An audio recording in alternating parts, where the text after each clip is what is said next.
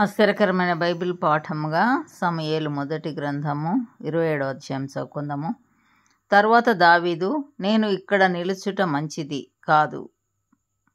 కాదు, ఏదో ఒక దినమున నేను సౌలు చేత నాశనమగుదును. నేను ఫిలిష్తీయుల దేశంలోనికి తప్పించుకొని పోవుదును. అప్పుడు సౌలు ఇశ్రాయేలీయుల సరిహద్దులలో నన్ను వెదుకుట మానుకొనును గనుక నేను అతని చేతిలో నుండి తప్పించుకొందునని అనుకొని లేచి తన యొద్దనున్న 600 మందితో కూడా ప్రయాణమై మాయోతు కుమారుడును గాతు రాజునైన ఆకీషు నొద్దకు వచ్చెను. దావీదు గాతులో ఆకీషు నొద్ద చేరగా అతడును అతని వారందరూ తమ కుటుంబముల సమేతముగా కాపురముండిరి. ఇశ్రాయేలీయురాలగు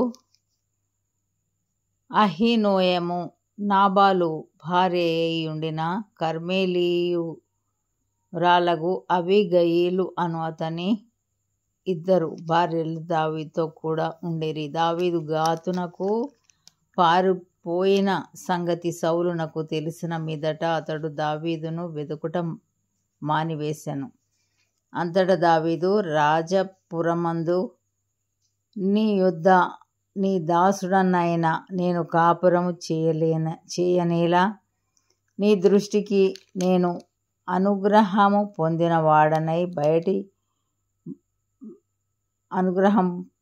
పొందినవాడనైతే బయటి పట్టణములలో ఒకదాని యందు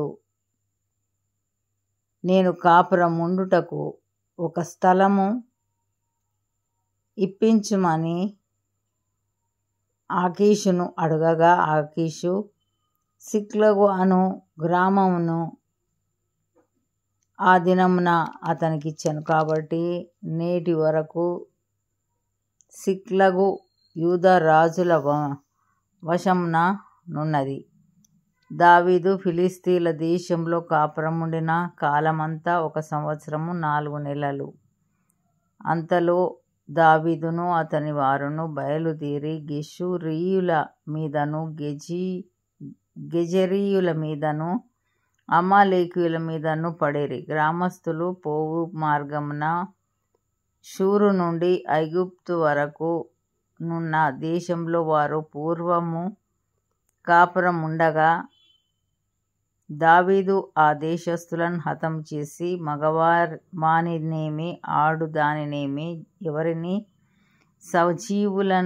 సజీవులుగా విడువక గొర్రెలను, ఎడ్లను, గార్ధబములను, ఒంటెలను, వస్త్రములను దోచుకొని తిరిగి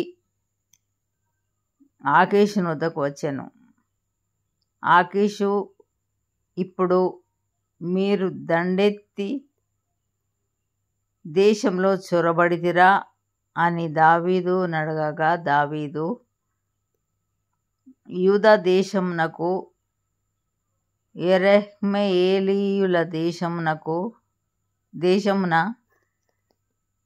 దేశమునకును కేనీయుల దేశమునకును దక్షిణముగా మేము ఒక ప్రదేశంలో చొరబడితిమనెను. అలాగున దావీదు చేయుచూ వచ్చెను. అతడు ఫిలిష్తీయుల దేశంలో నివసించినంత కాలము ఈ ప్రకారముగా చేయునని తమ్మును గురించి వారు చెప్పుదురేమో అని గాతుకు వర్తమానము తేగల మగవానినైనను ఆడుదానినైనను దావీదు బ్రతుకనీయకూడదు. దావీదు తన జనులైన ఇశ్రాయేలీయులు తనయందు బొత్తిగా అసహ్యపడునట్లు చేసెను గనుక అతడు సదాకాలము నాకు దాసుడుగాను ఉండునని అనుకొని ఆకీషు దావీదు మాట నమ్మెను. ఆ దినమున ఫిలిష్తీయులు ఇశ్రాయేలీయులతో యుద్ధం చేయవలెనని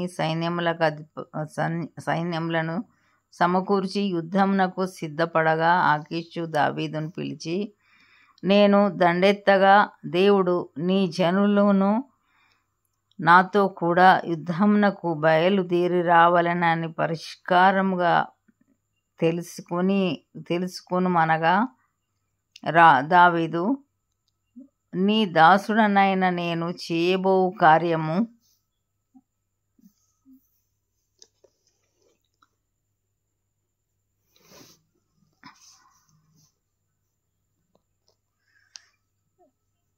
ఇంతటితో ఇది నా కొరకైన బైబిల్ పాఠం. సారీ.